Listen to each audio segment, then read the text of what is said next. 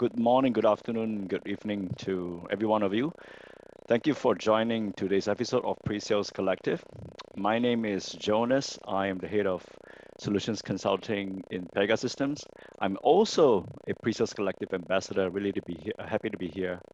We have a wonderful topic today, which is very close to my heart, around pre-sales as a career destination. I also have a very experienced list of panels over here. Ananda, Sarah, and Karthik. I'm really honored to have over here.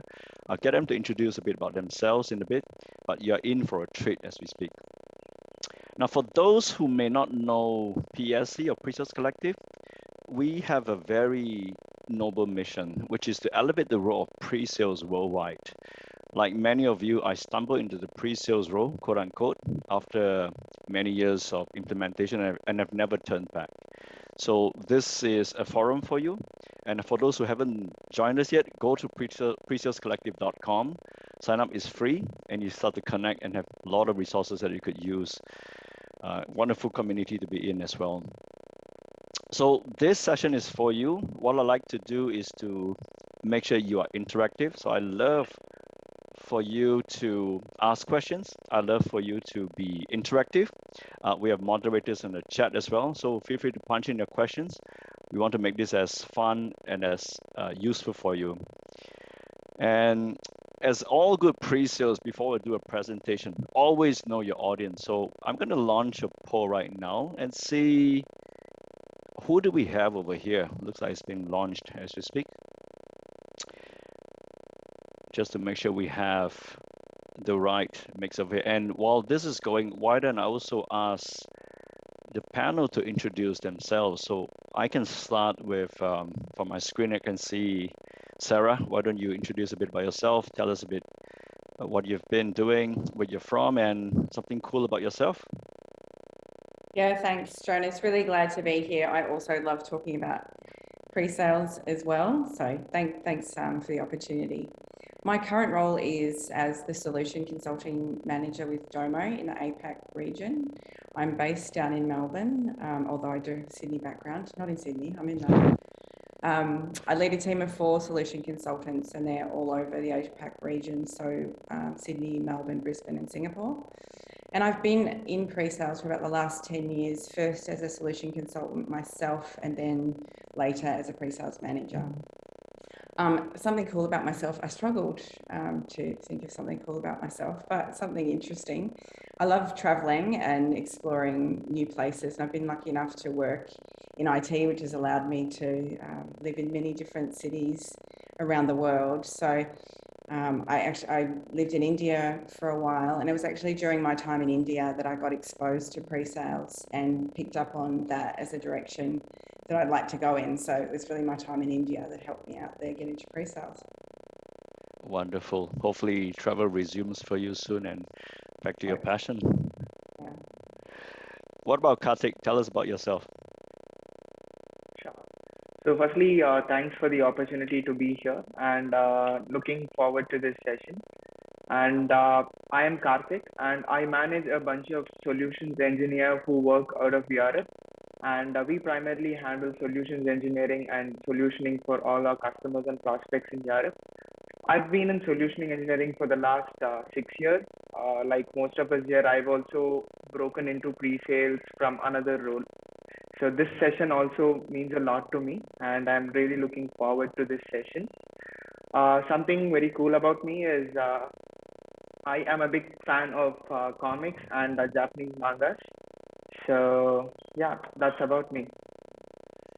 Comics, that's really cool. I read it when I was little, but no longer. So thanks for introducing yourself, Karthik.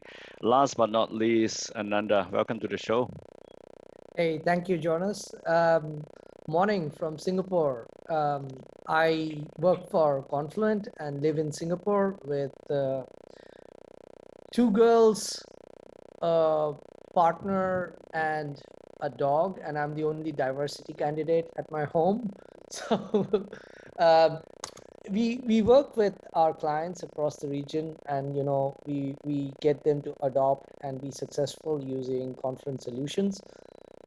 I started my career in sales actually, then moved to consulting, and then moved to pre-sales. And I've done industry roles, CTO roles, and personally, I love pre-sales. Cool about me, I don't know if this is cool or not, but like I started climbing really tall mountains once.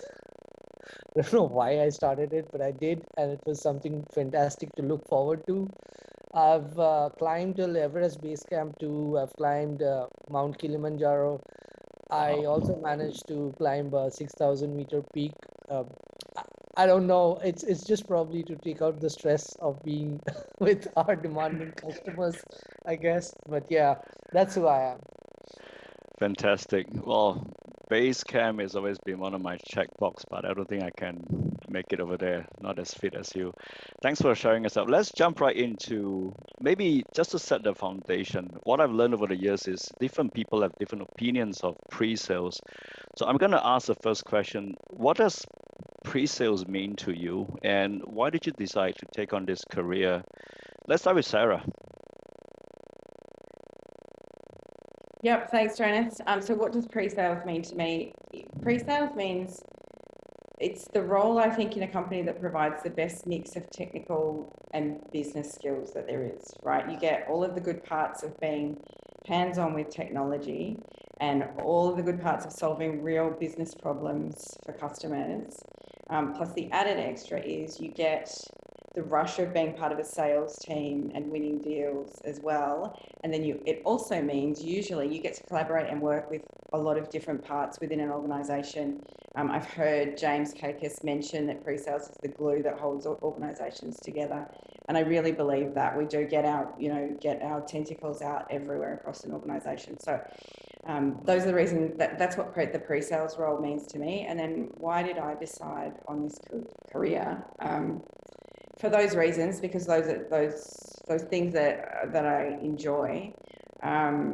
But I was, like I think Karthik and Ananda have mentioned, I was also in delivery for many years, and I got some exposure to pre-sales, as I mentioned, when I was in India, and was fortunate enough to be able to join a pre-sales team that's pitching a very large deal to an organisation in America, and I travelled with them, and just the rush of preparing for a presentation and the drama and being around really smart technical people who didn't fit the role of traditional salespeople that I was used to working with or that I'd had exposure to in the past made me think, wow, this is something really cool that I could potentially make a career out of. So that's how I got into it. Wonderful. I really like how you describe the glue that holds everything together. Sales, pre-sales, and post-sales. I think that's really what we do. Karthik, what about you? Sure. So pre-sales to me is a very dynamic role and a high functioning role. I mean, also highly collaborative, right? So you get to do a lot of things, but like Sarah was saying, it's a glue. You work with multiple people and there are a lot of stakeholders involved. You get a lot of help. The ultimate thing is to get done, right? To get the job done. But it's good that you have a lot of people to help you out too. And the main thing with pre-sales is that it broadens your perspective, right? So unlike the other roles, you're right in front of the business. You get to know their challenges, their problems, how they run businesses, and how we are going to solve their problems.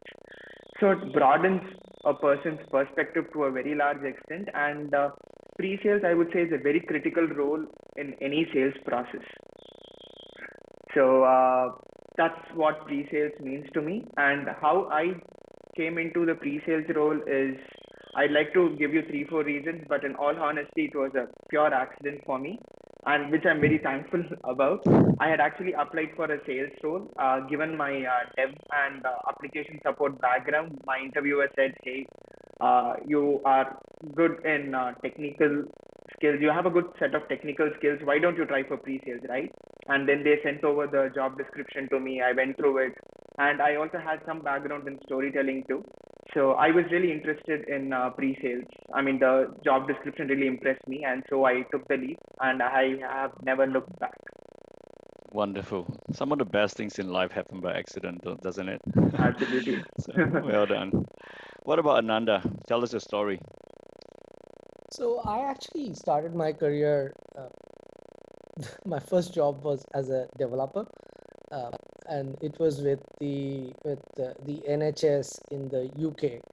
And I was working with these VAX and VMS systems, and I was pretty enamored with these suit-wearing ladies and men who used to come and talk a lot of stuff, and then come back and tell me, okay, guys, please go.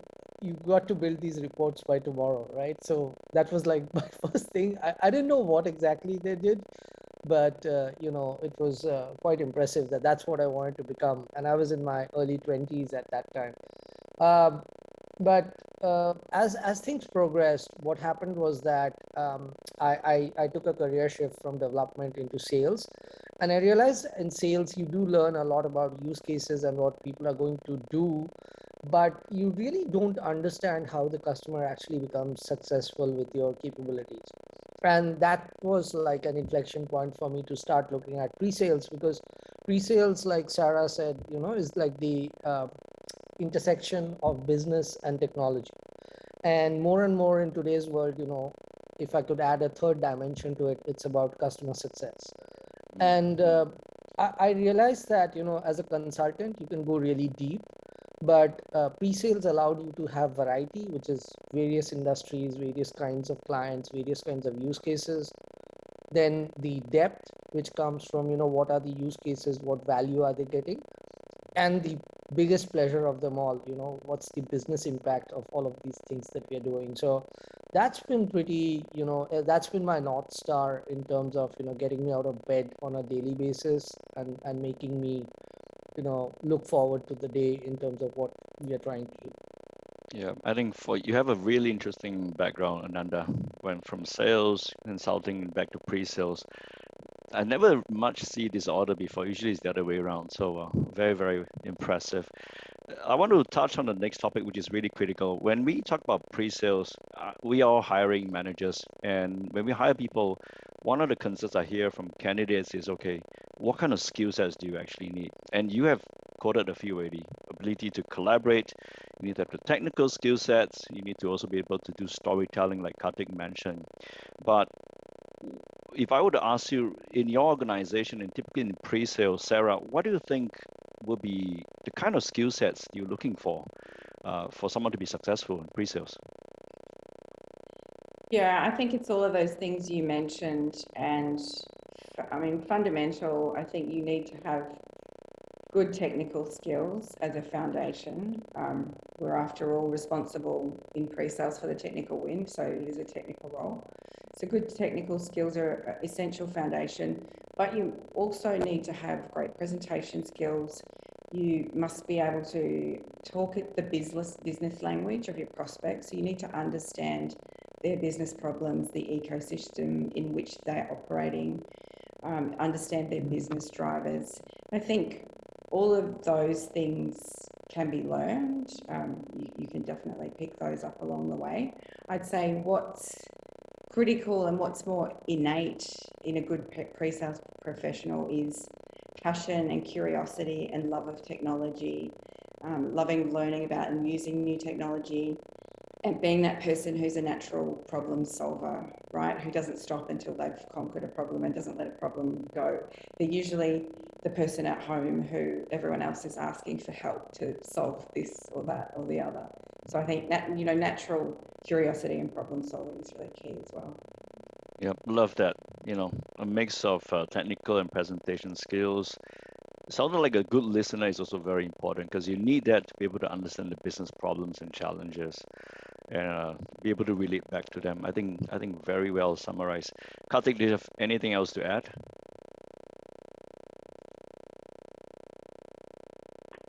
Just the listening skills, maybe, because Sarah covered pretty much all of it.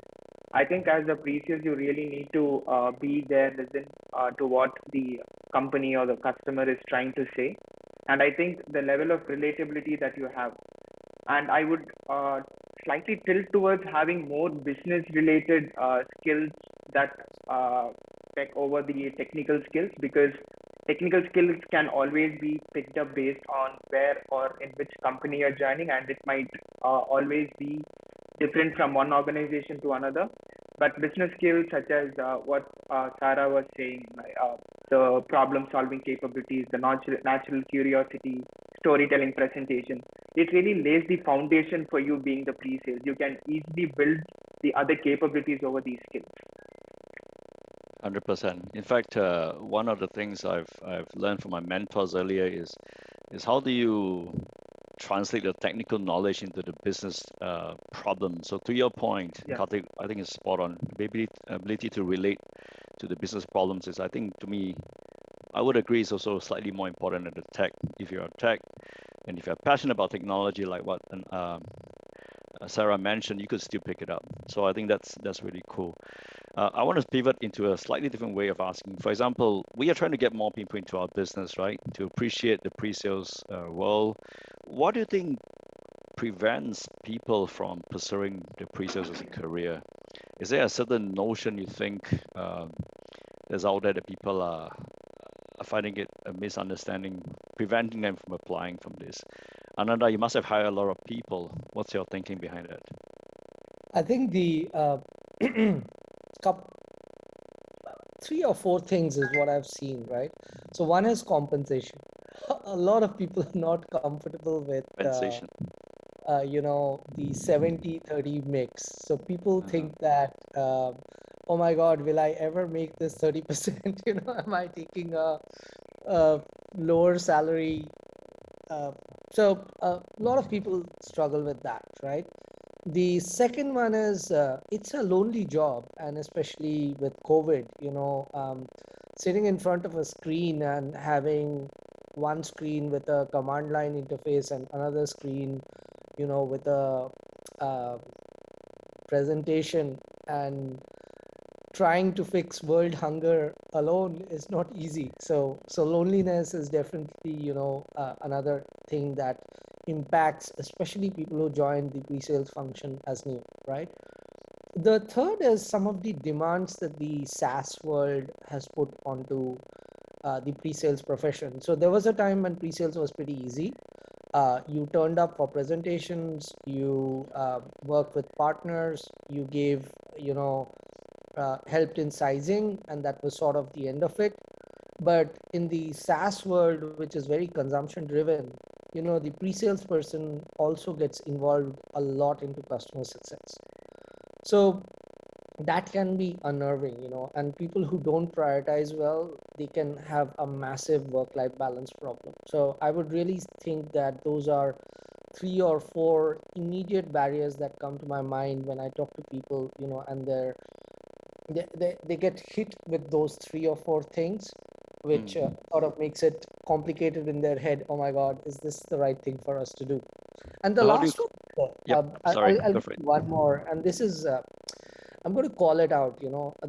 Some of us have in this profession have not done a great job of diversity, and as a result, and I don't mean just diversity, in terms of gender, but diversity of thought, diversity of ideas. And that can also create a barrier in terms of entry into the profession, because there has been a tendency in the pre-sales community to hire a lot of people who are just like us. So that's also been something that I've seen, and at least in all the teams that I've run, I've chosen to not hire people who are like me. So yeah, those are some things which come to my mind as potential barriers that people see they want to get into a pre-sales profession. Let's talk about the loneliness part. I think it's very real. Even right now, we are all behind the screen. What's your advice for people then? So this is the really tough one, okay? Because any advice that I give can be looked at by my team as, oh my God, this guy is just giving us some more of the same crap, right? I think what's worked well for us is that we've done a block off your Friday afternoon. So I have worked with my team where we don't do anything on Friday. It's a time to reflect, do whatever you want to, right? I mean, and if you want to take a meeting, it's up to you whether you want to take a meeting. Second one is, on a daily basis, block off time, right? third one is initially during COVID, we used to do all these virtual cocktails and all that. It doesn't work. People at one point of time, just want to say that, please give me my time back. For a lot of tech pre-sales people, however, one of the things that they are really excited are meetups like this, not company marketing events, meetups. Encouraging pre-sales folks to join meetups is a fantastic, dopamine effect for them, because they actually love talking to fellow professionals and talking about tech and what's happening, So, I mean, those are some things that I've seen works well and reduces the loneliness quotient. But I'd be really happy to hear from Sarah or Karthik on what they are doing to, improve the loneliness part of it. Yeah, actually, on that note, what about India as well? I mean, do you find the challenges of people who prevents people from signing up the pre-sales role similar to what Ananda has shared, Karthik? Yeah, so that is definitely there, Jonas. So, and over and above that, what I would also say as a barrier or challenges is also the level of technical expectations that is there, right? Sometimes people tend to think that pre-sales is a very, very technical job. And of course, compensation comes first, because whenever they hear about variable pay, it's always two steps back, right? And add to that, people think that you need to be highly proficient in your technical skills to even get into pre-sales. So I think there are some myths around pre-sales that have to be busted. So after compensation, I would say the expectations or the clarity that we provide as to what exactly is needed for pre-sales is a must. And a lot of these things act as a barrier for people to even apply for pre-sales. One more thing. So I think this is changing right now, but I think a few years back, a lot of people weren't very sure about what pre-sales was. So the visibility of branding itself was a problem. I mean, that was 6-7 years back when I was trying to join in. Right. So now it's improving. It's improved a lot. But yeah, I think in some parts it's still there about what exactly does a pre-sales do. Right. So that level of knowledge or exposure to the role of pre-sales still has to be improved. Yeah. Which is why we're having seminars like this, which you can share with all your friends on your LinkedIn as well. Fantastic. We come back to the loneliness question in a bit, but I want to also talk about practical challenges. So all of us have been through the intro shift, right? All of us have been from another role into pre-sales. What are some of the challenges for someone's early in the pre-sales career that you can think about? I think for me, I can start.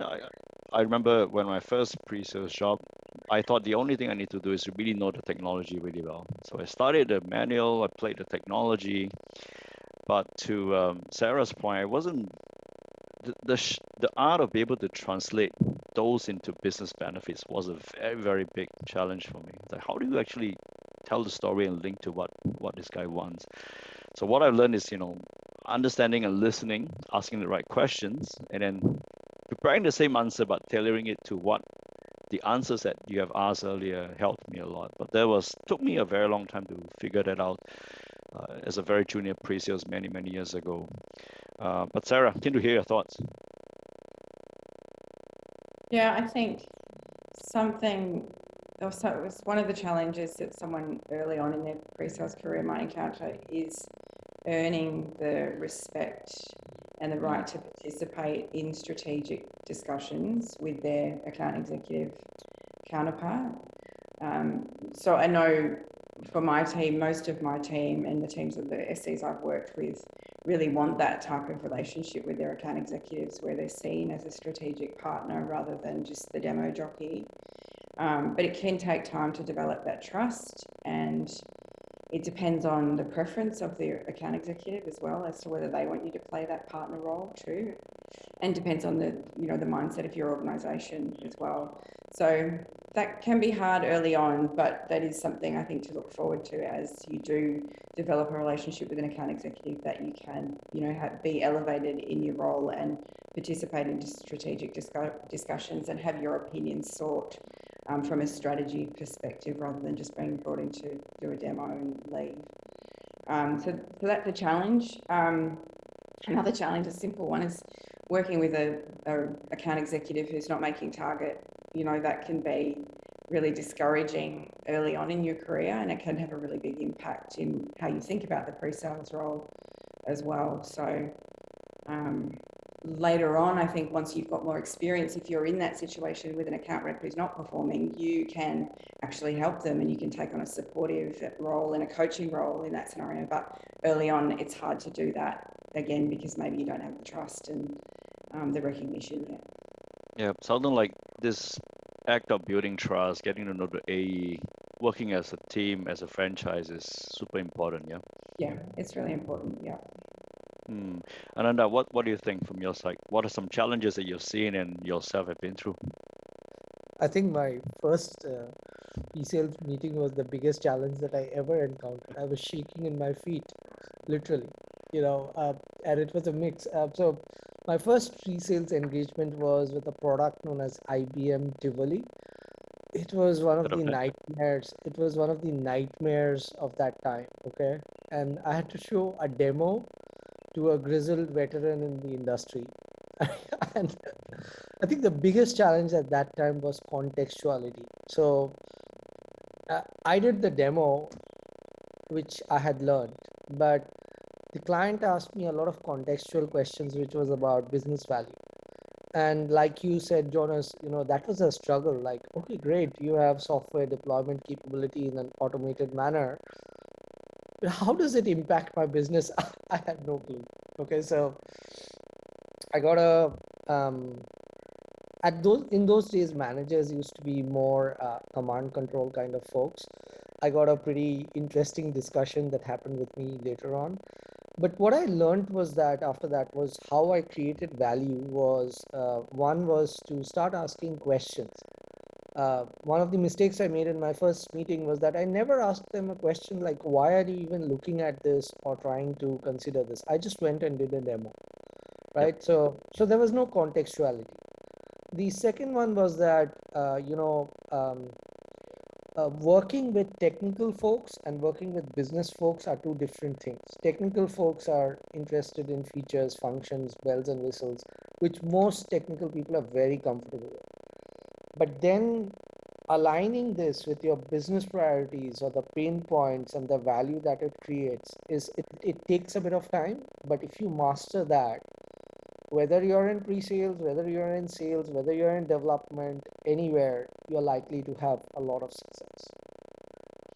Yep, I love that. The one thing I picked up, Ananda, is around, which links to what Sarah mentioned earlier, having a curious mindset. So you're right, sometimes asking questions also gives you time to breathe, also gives you time to let the client talk, and then you can formulate your responses. So I think spot on. This is probably one of the earlier challenges. I know everything. Let me show you what I have right now. Jump into the demo and start to do things, which often doesn't work. A couple of cool questions on the chat. I might just pivot over there and come back if you're okay. So we have a question from Cunningham Casey. What advice do you have for project managers with great presentation skills and managerial skills, but minimal technical skills? Do you think that high-level technical skills like coding are critical, or we could use these great organizational communication skills in helping them being successful in pre-sales? Any takers? I'll actually go for it. I think, Casey, if I'm calling your first name correctly, you are the perfect candidate for a pre-sales manager, actually, or even like industry solutions pre-sales, because you have a lot of experience working deeply with clients, and you know what are the OKRs that people deal with, and the ability to present that very effectively is something which you have talked about, right? I think what you would need typically is the ability to connect the dots. So pre-sales means that I have a product or a service, and how do I connect it with the business pain, which is a skill I think you can learn. I don't think you need to be like a hardcore, person who uses CLI. Anyway, I call myself incompetent currently as far as technology goes, but I'm still with open source and YouTube and Google on two screens next to me. I'm able to install and configure most of the stuff that's currently available. So tech has become simpler now compared to what it was 15, 16 years ago. I think you have a fantastic opportunity and a career option ahead, Casey. Yep, I think as well. Anything to add, Sarah or Karthik? I think Ananda covered most of it, right? And we as pre-sales, I think we all come from diverse backgrounds and we thrive on such diversity. So I don't think there should be a problem at all. And coding skills, I wouldn't say it's needed, but it also depends from role to role, because there are some pre-sales roles that are highly technical, but there are also more number of pre-sales opportunities that don't need such level of technical skills too. So I think it's just finding your right match, yeah, when you're looking out. Yeah, I agree with Karthik. That's really important. I think a lot of the SaaS platforms, and Ananda may have said this as well, a lot of the SaaS platforms, you can get away with being less technical. So it's where you're looking, I think, is important. Yep. So in short, Casey, go for it. We support you. Quite sure you're gonna do a good job. Fantastic. Yeah. This is I think we all start from this, right? We all have ideas and questions, can I actually do that? But I think the panelists here have been through that. I've been through that. As long as the expectation is there, you're a naturally curious person. I really think it's a role that most of us can feel if you have curiosity mindset. Let's talk about progression for a minute. So most of you have seen pre-sales, over the careers. Let's talk about career paths for them who are already in pre-sales. What's your view on, career paths for pre-sales? How can we make it more attractive for them to stay in this trajectory? Maybe Sarah? Yeah, I think this is something that I'm always thinking about as a manager of pre-sales resources. I'm always thinking about the career pathway for my team. Personally, I try to always just understand each individual and what their goals are, both long-term and short-term, and then plan according to their individual goals. I think we also have to accept that sometimes this might mean that they want to move out of a pre-sales team and into a different role, but as long as we're helping and supporting their growth, then I think we're doing the right thing by them. There's lots of alternative roles that sort of fall loosely under pre-sales as well. So a role I'm hearing more and more about is a field CTO role. That's a nice pathway for a technical person to have those peer-to-peer conversations at the CTO level. Solution value consultant, more on the business side, and we've talked about how do we extract business value, and there are roles that are specifically targeted around that. Proof of concept teams are often part of a pre-sales role as well, so leading proof of concepts. So there's a lot of different pathways just within the pre-sales domain that we can use to help people, keep people engaged and encourage them to stay. And then, of course, there's transition into other functions as well. Keep them within the organisation. They may leave your team, but you keep that knowledge within your company. I've had people move into product from my pre-sales team, which is really exciting. That's an exciting pathway for some people. People move into sales as well, and then there's consulting as a pathway. So there's also the pathway of just staying in pre-sales as well and growing within that role, and becoming maybe an expert in a particular area within your company or a particular vertical or domain as well. Yeah, but what about important to offer pathways. Yeah, I guess yourself, the managerial route was a natural pathway for you. Yeah, absolutely. And then there's team lead into a manager role. Absolutely. Yeah, I think it sounded like there's a lot of different opportunities, very versatile role that we can go into. Ananda, what do you think? So to reiterate, Sarah's perspective, I agree. So usually there's the first thing you have to do is listen to what people want to do. The second one is give them more of a bigger lay of the land. So, normally it's just not IC and manager path.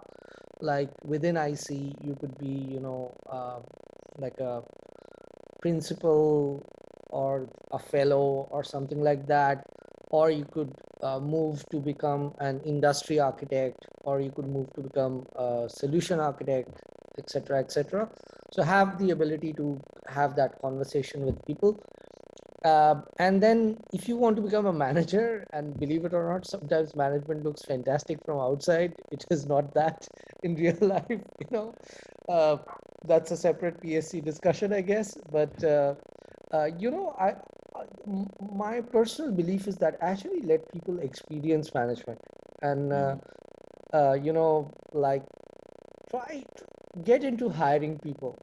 Go through the motions of how do you hire, how do you onboard, how do you work with finance, how do you work on performance management, and have very clear check-in goals. Okay, so when someone says that I would like to be a manager, don't just drop in your notes that said, okay, we will support you in your management goals. Be very specific that, okay, these are some areas that we think that we'll give you an experience in. So like hiring, onboarding, and we will have a checkpoint at this point, and then we will take a call, where we'll move you to a manager, so that it's a very transparent discussion, and I'm a great fan of the book Measure What Matters, which is the OKR framework.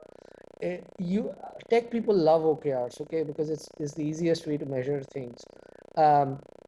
Use that, and have a very transparent discussion, and let people know exactly what pathway they need to follow, to get to a position or their I career like that.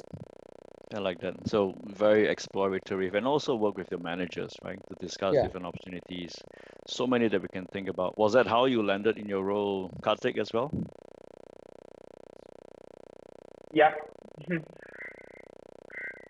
Yeah, sounds good. So you had a chat with your manager, you wanted a progression, and landed this role that you eventually got into.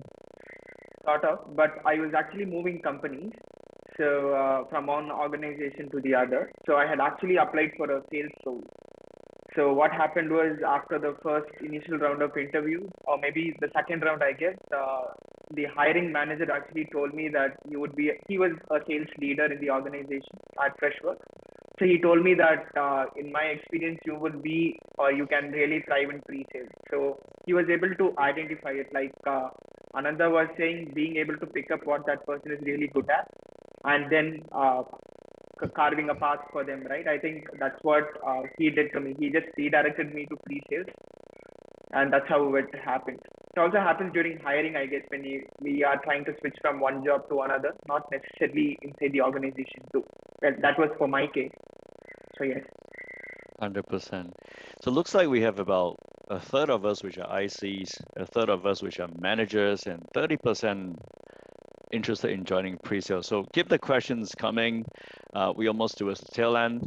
I'm going to ask, the question that we typically ask panelists. What is one advice you have for someone who's considering a career in pre-sales? If I were to ask you, how would you respond to that?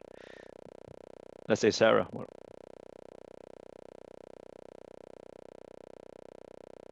If I had one piece of advice, that's hard because it depends on the background of the person. I would say, the piece of advice I would give is that it's a very rewarding career for someone who's interested in technology and loves talking to people and likes pleasing people, likes providing solutions to people, likes keeping people happy. It's a very rewarding career. I think the other piece of advice I would give to my younger self when I looked at pre-sales was to not be scared of the word sales in the title. Sometimes I think that can turn people off depending on the experiences they've had with different salespeople. So yeah, I think that turned me off for a while, and it doesn't need to turn you off. It's a really, I think, it's less about sales, more about conversations with people.